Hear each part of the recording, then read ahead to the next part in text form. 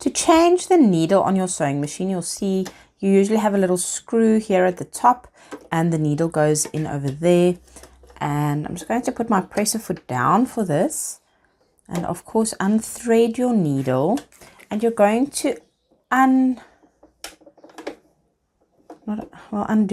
loosen that little screw over there and remove the needle. And as you can see, the round part of the needle is in front and the flat part shows to the back.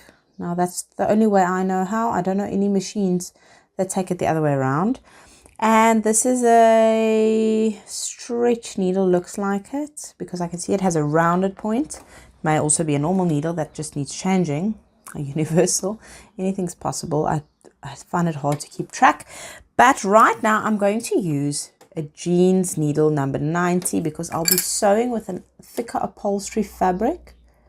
And there you can see the numbers there, number 90. They're really tiny. And it's not always easy to keep track of your needles.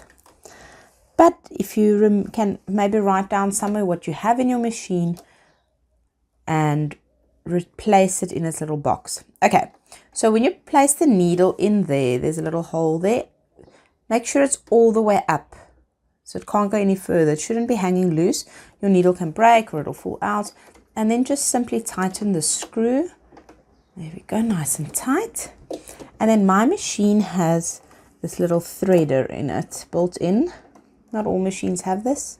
So it's got a little hook on it that hooks through there. Oh, sorry, this is so close that it doesn't want to focus. And then I just thread through like that.